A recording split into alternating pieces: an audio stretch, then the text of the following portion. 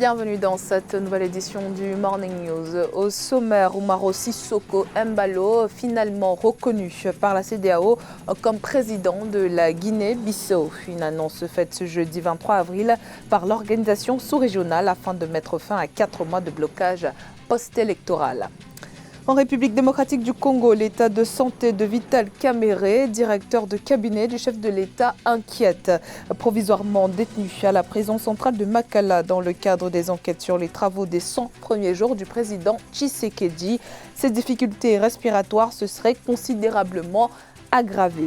Et puis affecté sur le plan économique par la propagation du coronavirus, le Mali a annoncé une sortie sur le marché financier régional de l'UEMOA. Objectif, mobiliser 30 milliards de francs CFA.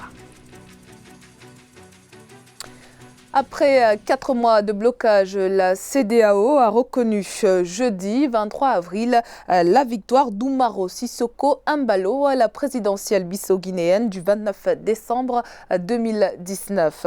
Une victoire contestée par le PAIGC, le parti de Domingos Simoes Pereira, qui avait entraîné un bras de fer entre la Cour suprême et la Commission électorale nationale. Fanny Mounichi et Ameneji.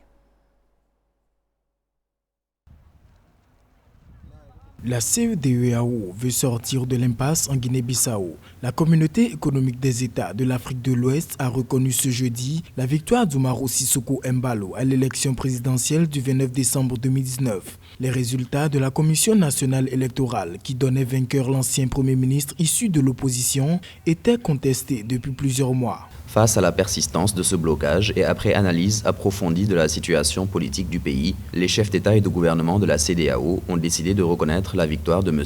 Umaro Sissoko Embalo. Une reconnaissance formelle qui intervient après un long bras de fer entre la Commission nationale électorale et la Cour suprême. La Cour suprême, qui saisie par le candidat du PAIGC, Parti africain pour l'indépendance de la Guinée et du Cap-Vert, Domingos Simoes Pereira, avait ordonné le recompte des voix. Des tensions entre les institutions favorisées par la Constitution selon la CEDEAO qui appelle à la réforme de la loi fondamentale pour être soumise à référendum dans les 6 mois. La CEDEAO a réagi un peu tardivement, mais mieux vaut tard que jamais. Aujourd'hui, elle a reconnu la victoire de Umaro Sissoko Embalo, c'est de bonne guerre. Elle n'a fait que reprendre ce qui a été constaté au moment de la proclamation des résultats, puisque la CEDEAO était en amont et en aval, donc pendant tout le processus électoral. Maintenant, c'est que là où elle a échoué, c'est de ménager justement un dialogue autour d'une table entre la famille politique du candidat déclaré vainqueur, Umaro Sissoko Embalo,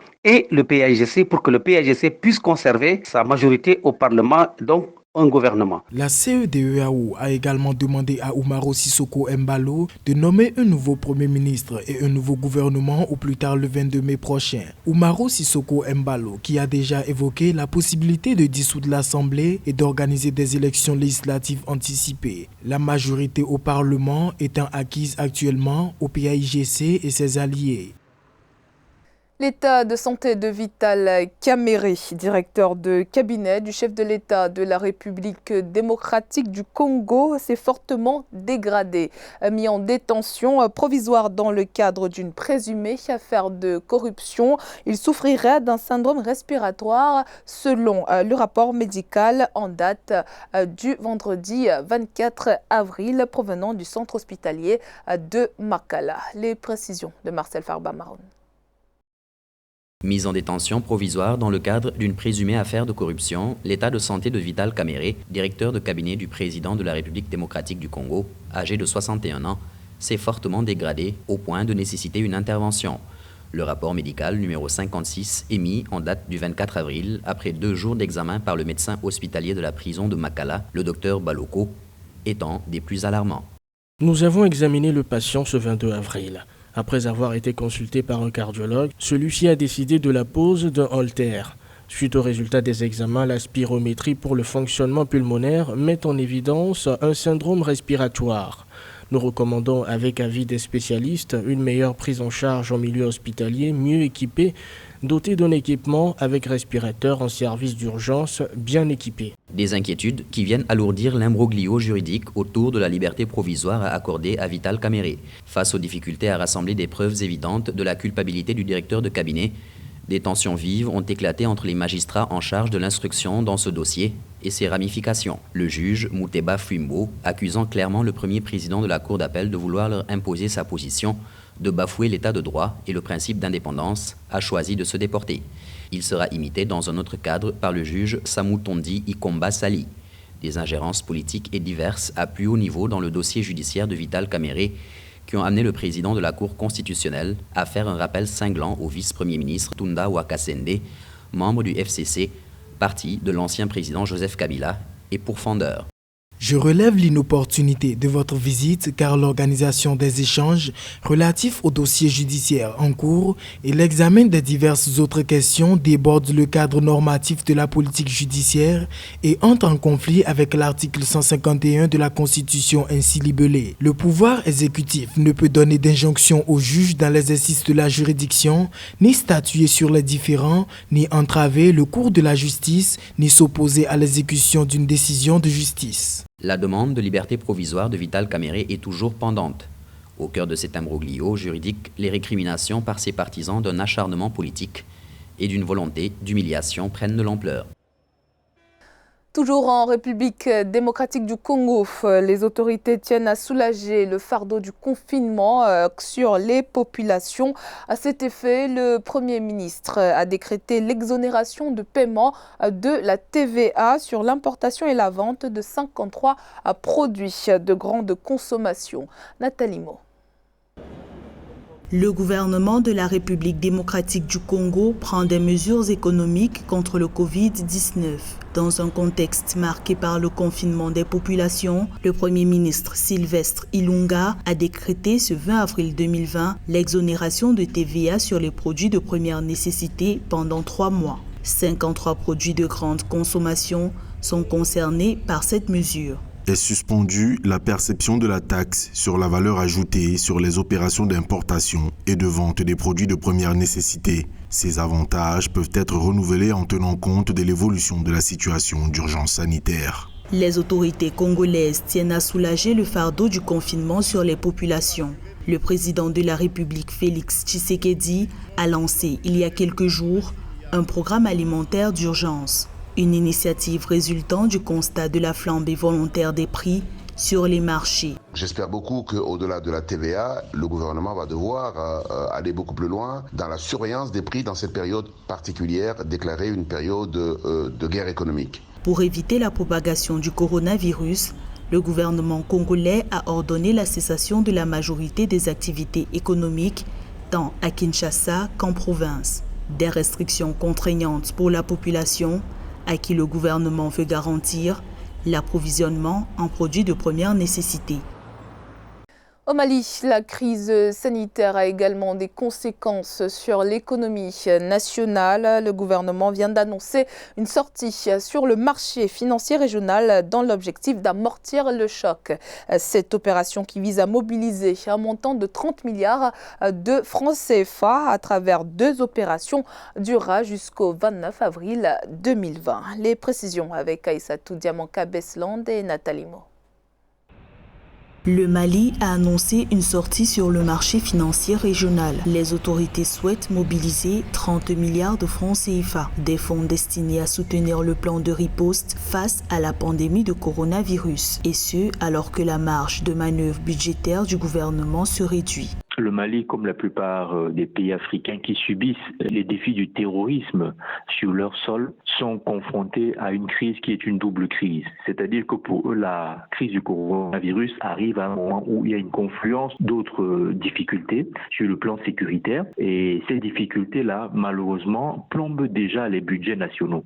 Une sollicitation du marché financier de l'UEMOA qui affiche une certaine résilience depuis le début de la crise sanitaire sur le continent. Valeur refuge pour les pays de la zone. Le marché de l'UEMOA n'encaisse pas les forts impacts négatifs de la chute, par exemple, des prix du pétrole sur ses valeurs. Et donc, cette résilience-là repose aussi sur le fait que c'est surtout la consommation locale. Et donc, ce marché épouse la dynamique de l'économie locale. Le plan de riposte national contre le Covid-19 prévoit initialement un financement de 500 milliards de francs CFA. Un plan auquel la Banque islamique de développement vient d'apporter sa contribution à hauteur de 11,2 milliards de francs CFA.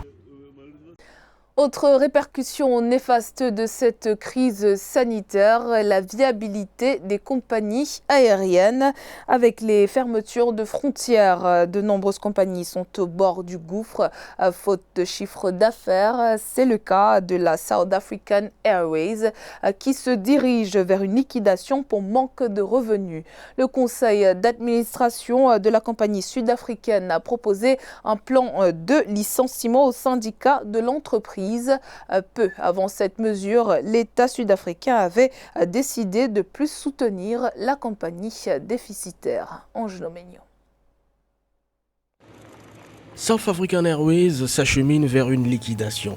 Le conseil d'administration de la compagnie sud-africaine a proposé au syndicat un plan de licenciement pour les 5000 employés de l'entreprise.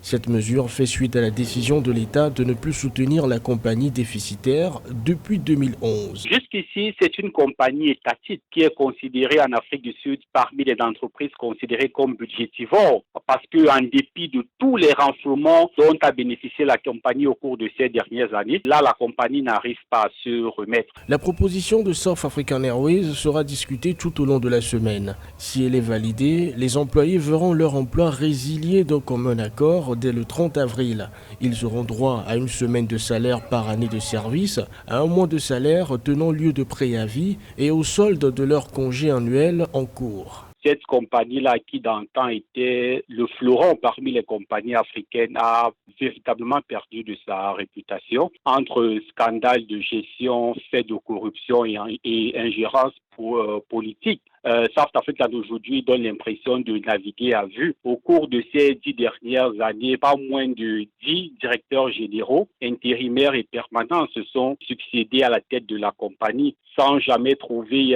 la solution magique. Le gouvernement sud-africain a décidé de ne pas accorder une énième aide d'urgence à la compagnie aérienne. Face à l'urgence de la crise sanitaire, l'État sud-africain a dû revoir son budget.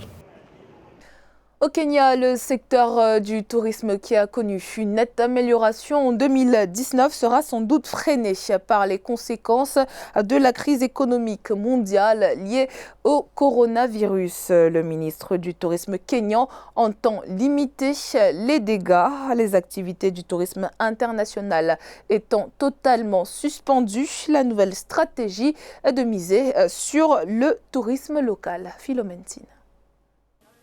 Ne plus dépendre du tourisme international, mais plutôt commencer à investir massivement sur le marché national et régional. Telle est la nouvelle stratégie du Kenya.